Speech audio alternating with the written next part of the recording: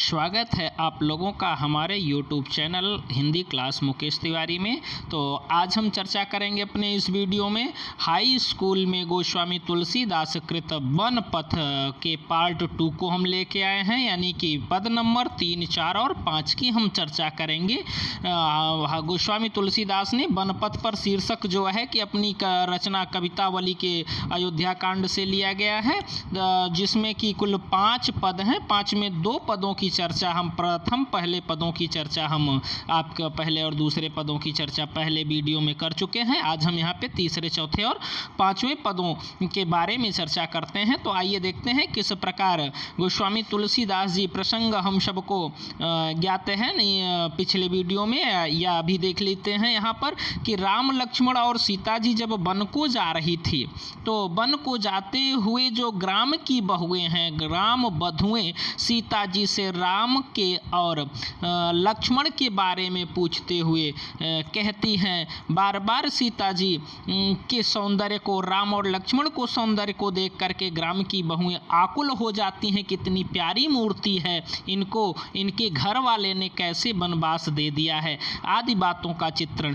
यहाँ पर बड़े ही सरल स्वभाव से बाबा गोस्वामी तुलसीदास जी ने किया है। आइए इन पंक्तियों का हम सब श्रवण और व्याख्या करते हैं, देखते हैं किस प्रकार से गोस्वामी तुलसीदास जी ने लिखा। वनपथ पर क्या लिखा, किस प्रकार से सीता जी को रास्ते में राम लक्ष्मण और सीता के संग में देख करके पूर्वासियाँ कहती हैं। क्या कह रही हैं वो गांव की बहुएं, रानी मैं जानी अजानी महापवि पाहन हूँ तो कठोर ही हो है, राज हूँ काज अकाज न जाने कहोती कौन जिन कान कियो है, ऐसी मनोहर मूर्ति है बिछुरे कैसे प्रीतम लोग जिए हैं, आँखी निमे सखी राखी बुजोग इन्हें किमि के बनवास दियो है। गोस्वामी तुलसीदास ने बड़े मार्मिक चित्रण करते हुए लिखा कि जो गांव की बहुएं हैं वो आपस में चर्चाएं कह रही हैं, अनेक प्रकार के राम लक्ष्मण सीता को वन के रास्ते पर जाते हुए देख करके गांव की बहुएं आपस में अनेक प्रकार की बातें करते हुए कह रही हैं कि रानी मैं जानी अजानी महापवि पाहन हो तो कठोर हियो हैं। यानी क्या कहा गया, अजानी, ये शब्द जो आया आपका अजानी, अजानी का मतलब अज्ञानी, पवि, और ये आया आपका पवि। पवि मीन्स होता है वज्र, जो कि भगवान इंद्र का जो है, देवराज इंद्र का अस्त्र है वज्र। पाहन, पाहन मीन्स होता है पत्थर। और इस प्रकार से कठोर मतलब कठोर होता है, ऐसा कुछ यहाँ पर कहा। आपस में सखियाँ बात करते हुए कि ऐ सखी मैं जान गई, एक सखी दूसरे सखी से गांव की बहुएं करें कि रानी मैं जानी अजानी महापवि पाहन हूँ तो कठोर हियो है। ऐ सखी मैं जान गई, क्या जान गई, रानी ने कोमल शरीर वाले इन राजकुमारों को वनवास दे दिया है। आपस में चर्चाएं कर रही हैं, अनेक प्रकार की बातें कर रही हैं। एक सखी दूसरी सखी से कहा, ऐ सखी मैं जान गई रानी ने इन कोमल शरीर वालों को, इन राजकुमारों को वनवास दे दिया है और वह महामूर्ख हैं। ऐसी चर्चाएं कर रही हैं आपस में। मूर्ख हैं, क्या है, उनका हृदय, किसका हृदय, जिसने इन्हें वनवास दिया है, उनका हृदय क्या है, पत्थर की भांति कठोर है। पवि पाहन हूँ तो कठोर ही हैं, उनका हृदय पत्थर की भांति कठोर है। और क्या आगे क्या होता है, आगे की लाइन में, राजा हूँ काज अकाज न जानो कहो जी तिय को जिन कान किए हैं। और राजा ने भी इन्हें वनवास देते समय अच्छे बुरे पर विचार नहीं किया। राजा हूँ काज अकाज न जानो कहो तिय को जिन कान किए हैं, राजा ने भी इन्हें वनवास देते समय अच्छे बुरे का विचार नहीं किया, बल्कि अपनी स्त्री का कहना मानकर इन्हें वनवास दे दिया है। तिय, तिय मतलब पत्नी होता है, कहो तिय जिन कान कियो हैं, जैसा इनकी पत्नी ने कहा उसी प्रकार से अपनी पत्नी की बातों को मानते हुए राजा ने भी इन प्यारे को क्या कर दिया, वनवास दे दिया। यानी राजा ने भी इन्हें वनवास देते हुए अच्छे बुरे का विचार नहीं किया। ऐसा ग्राम बधुएं आपस में चर्चा कर रही हैं और क्या कह रही हैं, ऐसी मनोहर मूर्ति ये बिछुड़े कैसे प्रीतम लोग जिए हैं। ऐ सखी, इतनी प्यारी इनकी मूर्ति है, ऐसे मन को हरने वाली मूर्तियों को बिछुड़ते समय ऐसी मनोहर मूर्ति, मनोहर मन को हरने वाली मूर्ति किसकी, राम लक्ष्मण और सीता की इतनी प्यारी मूर्ति है, ऐसी मनोहर मन को हरने वाली मूर्ति है कि बिछुड़े, जैसे ये दूर हुए बिछुड़ जाने पर पता नहीं इनके प्रियतम लोग यानी इनके प्रेमी लोग जो इनको चाहते हैं वो किस प्रकार से जीवित हैं, क्योंकि इतनी प्यारी मूर्तियों से जैसे ही अलगाव होगा, जैसे अपने प्रेमी होंगे उनको तो मर जाना चाहिए, फिर भी ऐसी मनोहरी मूर्तिये बिछुड़े कैसे प्रीतम लोग जिए हैं, किस प्रकार से वे लोग जीवित हैं। इतना नहीं, आगे सखियाँ क्या कहती हैं, आखिन में सखी राखी बोझोग, इन्हें किम कै बनवास किए हैं। फिर एक ने कहा तो बन दे दिया, रानी के कहने पर राजा ने भी बात नहीं मीना और बातें हो रही क्या, आखिन में सखी राखी बोझोग। सखियाँ कह रही, हे सखी, आपस में चर्चाएं करें, हे सखी ये राजकुमार तो आंखों में रहने योग्य हैं, आखिन में सखी राखिबो जोग, जोग यानी योग, राखिबो रखने योग्य। हे सखी, इन ये जो राम लक्ष्मण और सीता जो हैं ये क्या है, आंखों में रखने योग्य हैं। भला इन्हें किम कै बनवास दिए हैं, भला इन्हें किस निष्ठुर ने, किस निर्दयी ने इन्हें वनवास दे दिया है। ऐसी ग्राम बधुएं आपस में चर्चा कर रही हैं। इस प्रकार से यहाँ पे काव्यगत सौंदर्य को अगर हम देख लेते हैं तो ग्राम बधुओं की स्वाभाविक प्रतिक्रिया है, स्वाभाविक अभिव्यंजना है, अभिव्यक्ति यहाँ पर दिखाई देती है। अनुप्रास अलंकार जो है कि छटा यहाँ पे दिखाई दे रही है और जो है कि लाक्षणिक प्रयोग यहाँ पर किया गया है, आखिन में सखी राखिबों में लाक्षणिक प्रयोग हो रहा है। तो ये था आपका तीसरा पद। अब हम चलते हैं चौथे पद की ओर। चौथा पद जो है आपका, अब ग्राम की बहुएं जो हैं, ग्राम बधू जितनी थी वो उनसे रहा नहीं गया और दौड़ करके सीता जी के पास पहुंचती हैं और सीता जी के पास पहुंचने के बाद कुछ बातें सीता जी से ग्राम बहुएं पूछती हैं। क्या पूछती हैं, आइए देखते हैं। ग्राम बहुएं सीता जी से पूछ रही हैं, क्या पूछ रही हैं, क्या कह रही कि शीश जटाउर बाहु विशाल बिलोचन लाल तिरछी सी भौहें, तुन सरासन बान धरे तुलसी बन मार्ग में सुठी सोहे, सादर बारहि बार सुभाय चिते तुम तो हमरो मन मोहे, पूछति ग्राम बधू सी अशोक सावरो से सखी रावरो को है। गांव की बहुएं जो हैं दौड़ करके सीता जी के पास पहुंचती हैं और सीता जी के पास पहुंच करके सीता जी से तुरंत गांव की बहुएं मिल करके प्रश्न कर बैठा। क्या कर बैठी प्रश्न, क्या कहती हैं, ग्राम बहुएं सीता जी से कह रही हैं कि शीश जटा उर्बाहु विशाल बिलोचन लाल तिरछी सी बहुएं, जिसके सर पे क्या है, जिसके शीश जटा, जिसके सर पर जटाएं सुशोभित हैं, उर मतलब हृदय, उर हृदय, बाहु भुजाएं, यानी कि शीश जटा जिसके सर पे जटाएं हैं, उर बाहु विशाल जिसका हृदय यानी वक्षस्थल और जिसकी भुजाएं क्या हैं, विशाल हैं, जिसका वक्षस्थल और जिसकी भुजाएं क्या है, विशाल है। बिलोचन लाल और लाल लाल नेत्र वाले हैं, जिनकी भौहें क्या है, तिरछी सी भौहें, जिनकी तिरछी सी भौहें, जिनके सर पे जटा है, जिनका वक्षस्थल और बाहु विशाल है, जिनकी लाल लाल आंखें हैं, जिनकी तिरछी सी भौहें हैं। और क्या, तून सरासन बान धरे तुलसी बन मार्ग में सुठ सोहे, तून सरासन बान धरे, तरकस धनुष और बाण को जो धारण किए हुए हैं, तून सरासन बाण धरे, जिसने तर्कस होता है जिसमें बाण रखा जाता है। पीछे ऐसी इमेज में मूर्तियों में देखा होगा कि एक गोला सा आकार का होता है जो कि रस्सियों के माध्यम से आगे बांध के रखते हैं, जिसमें बाण रखे जाते हैं। तो तून सरासन बाण धरे, जो धनुष बाण और तर्कस धारण किए हुए हैं। और बाबा तुलसीदास जी कह रहे हैं वन मार्ग में सुठ सोहे, जो वन के रास्ते में चले जा रहे हैं, जिन्होंने तर्कस, धनुष और बाण संभाल रखे हैं, जो वन के रास्ते भले प्रकार से शोभित हो रहे हैं। तुलसी वन मार्ग में सुठ सोहे, जो वन में भली प्रकार से शोभित हो रहे हैं।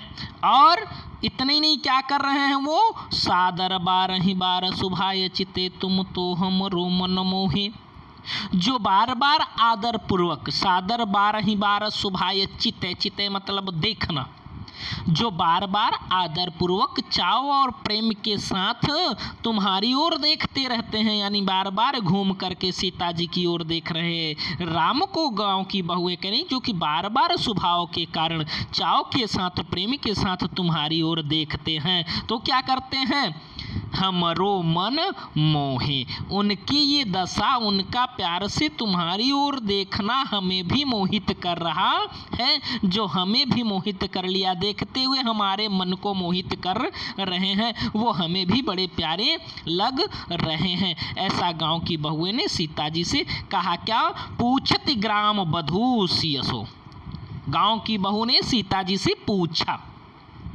गांव की बहू ने सीता जी से पूछा, क्या पूछा, कह सावर से हे सखी, बताओ तो सही वे सांवले रंग वाले तुम्हारे कौन है। दो थे, एक सांवला एक गोरा, सांवले रंग के राम थे, गोरे रंग के लक्ष्मण थे। सो नाम न पता होने के कारण हम कुछ ऐसा ही संबोधन करते हैं। उसी प्रकार से ग्राम बहुएं ने सीता से संबोधन करते हुए कहा कि हे सखी बताओ वो सांवले रंग वाले कौन हैं तुम्हारे, सखी रावरों को हैं, और हे सखी वो सांवले रंग वाले तुम्हारे कौन हैं, और हे सखी वह गोरे रंग वाले तुम्हारे कौन है। इस प्रकार से गांव की बहुओं ने सीता जी से पूछा। यहाँ पे काव्यगत सौंदर्य देखते हैं तो रस श्रृंगार रस हो जाएगा, भाषा ब्रज पड़ जाएगा, अलंकार अनुप्रास हो रहा है, और छंद सवैया छंद गुण प्रसाद और माधुर्य के रूप में बाबा गोस्वामी तुलसीदास ने इन पदों को व्यक्त किया। इस प्रकार से गांव की बहुओं ने सीता जी से पूछा। अगले पद की ओर चलते हैं। जब गांव की बहुओं ने सीता जी से इस प्रकार का प्रश्न पूछा तो सीता जी ने गांव की बहुओं की बेचैनी जान गई, और सीता जी समझ गई कि ये सब क्या पूछना चाहती हैं। तो उनके जवाब में पूछा ना कि कह सखी सावरों को, सखी रावरों को हैं, ये सांवले और गोरे रंग वाले कौन हैं। सीता जी ने उन ग्राम बहुओं की बातों को सुन करके मुस्कुराते हुए जवाब देती हैं। क्या कहती हैं, बड़ा प्यारा ही चित्रण किया तुलसीदास जी ने। यहाँ पर क्या लिखा कवि ने कि सुनि सुंदर बैन सुधार ससाने सयानी है जानकी जानी भली, तिरछे करी नैन देसों तिन्हें समुझाई कछु मुस्काई चली, तुलसी ते ही अवसर सोहे सबे अवलोकित लोचन लाहू अली, अनुराग तड़ाग में भानु उदय बिहसी मनु मंजल कंजे कली, अनुराग तड़ाग में भानु उदय बिहसी मन मंजुल कंजे कली।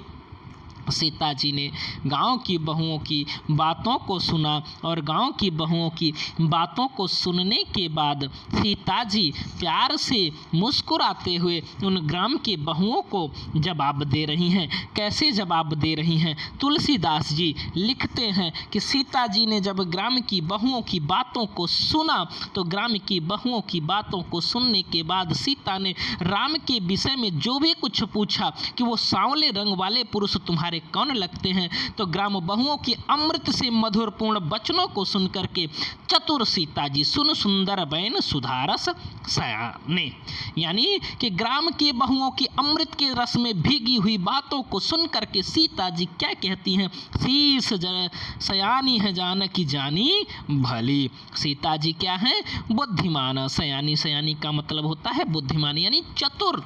सुनकर के चतुर सीता जी उनकी मनोभावों को तत्काल समझ गई। सयानी है जानकी जाने भली, यानी ग्राम के बहुओं की मन की इच्छाओं को सीता जी तुरंत समझ गई कि ये गांव की बहुएं क्या पूछना चाह रही हैं। उसका जवाब देते हुए सीता जी कह रही हैं, क्या कह रही हैं? तिरछे करि नैन देसौह तिन्हें समुझाई कछु मुस्काई चली। सीता जी ने कुछ बोला नहीं। अद्वितीय बात देखिए, सीता जी कुछ कह नहीं रही हैं पर ग्राम की बहुओं को समझा रही हैं। सीता जी ने उनके प्रश्नों का उत्तर दिया। कैसे दिया? अपनी मुस्कुराहट तथा संकेत भरी भाषा में। तिरछे करि नैन देसौह, तिरछे नेत्रों से राम को देखा। तिरछे करि नैन देसौह तिन्हें, तिरछे नेत्रों से राम को देखा और क्या किया? थोड़ा सा मुस्कुराया और मुस्कुराते हुए आगे बढ़ दिया। मुस्कुराहट से संकेत भरी तिरछे दृष्टि से ही दे दिया। इस प्रकार से सीता जी ने बिना नाम लिए, बिना कुछ बोले सखियों को जवाब दिया। तिरछे नेत्रों से राम को देखा और मुस्कुराया। मुस्कुरा करके इशारे ही दृष्टि से राम को देख करके सीता जी आगे बढ़ दिया। और जैसे सीता जी आगे बढ़ दिया, क्या हुआ? उन्होंने मुख से बोलने की आवश्यकता नहीं पड़ी और गांव की जितनी बहुएं थी वे सब की सब समझ गई कि ये सांवले रंग वाले कौन हैं। तुलसी तहि अवसर सोहे सबे अवलोकित लोचन लाहु अली। वहाँ पे बाबा गोस्वामी तुलसीदास जी कह रहे हैं कि सीता जी जब बोली नहीं, इस प्रकार से दे दिया, तो उन्होंने स्त्रियोचित लज्जा और मर्यादा को ध्यान में रख करके केवल संकेत ही संकेत में राम के विषय बतला दिया कि ये मेरे पति हैं, ऐसा समझ लेना। जो कि लज्जा, जो भारतीय संस्कृति, जो भारतीय मर्यादा थी, उस मर्यादा का पालन करते हुए, उस लज्जा का पालन करते हुए सीता जी ने सीधे से ग्राम की बहुओं को इशारे में समझा दिया, न कि आज के जैसा असभ्य महिलाओं के जैसा सीधे डायरेक्ट नाम ले लेती हैं कि यह तुम्हें नहीं पता, ये तो भला है। बट सीता जी ने क्या कहा? इस प्रकार से इशारे में समझाया और समझा करके जब आगे चल दिया तो बाबा गोस्वामी तुलसीदास जी कह रहे हैं कि तुलसी तहि अवसर सोहे सभे। तुलसीदास जी कह रहे हैं, क्या कह रहे हैं? कि तुलसी तहि अवसर सोहे सभे अवलोकित लोचन लाहु अली। तुलसीदास जी कह रहे हैं कि सीता जी के संकेत को समझकर सभी सखियां राम के सौंदर्य को एकटक देखती रहती हैं। अवलोकित लोचन लाहु अली, और अपने नेत्रों का लाभ प्राप्त करने लगी। लोचन लाहु अली। तुलसीदास जी कह रहे हैं कि सीता जी के इस प्रकार से समझाने के बाद संपूर्ण सखियां राम को एकटक देखते हुए अपने नेत्रों के लाभ को प्राप्त कर रही हैं। तुलसीदास जी कहते हैं उस समय ऐसा प्रतीत होता है कि मानो क्या? अनुराग तड़ाग में भानु उदय बिहसी मन मंजुल कंजकली। तुलसीदास जी कह रहे हैं उस समय ऐसा प्रतीत हो रहा है मानो प्रेम के सरोवर में राम रूपी सूर्य उदय हो रहा है। अनुराग तड़ाग में भानु उदय, प्रेम रूपी तालाब में राम रूपी सूर्य के उदय हो जाने पर हो गया हो, और ग्राम के बहुएं की जो नेत्र रूपी कमल थे वह कलियां विकसित हो गई। यानी प्रेम क्या है? अनुराग तड़ाग, प्रेम तालाब बन गया। यहाँ पर प्रेम क्या है? प्रेम तालाब बन गया। अनुराग तड़ाग, भानु उदय, भानु कौन है? राम। मन रूपी तालाब में राम रूपी सूर्य उदय हुआ, और राम रूपी सूर्य उदय हुआ तो मन मंजुल कंजकली, मानो कि गांव की जो सखियां थीं उनका मन रूपी उनके जो नेत्र रूपी कमल थे वो सुंदर कलियों के रूप में विकसित हो गया। इस प्रकार से गोस्वामी तुलसीदास जी ने वन पथ का यह मार्मिक श्रृंगार रस में चित्रण किया, जो कि ग्राम की बहुओं सीता जी से बात किया और सीता जी ने उन्हें जवाब दिया। अब हम आपको अगले वीडियो में अगले पाठ की चर्चा करेंगे। वीडियो पसंद आया हो और तो इसको लाइक और शेयर करें, और जो हमारे चैनल को अभी तक सब्सक्राइब नहीं किए हैं वो चैनल को सब्सक्राइब कर दें और बेल का आइकन को प्रेस कर दें, जिससे हमारे लेटेस्ट वीडियो आप तक पहुंचते रहें।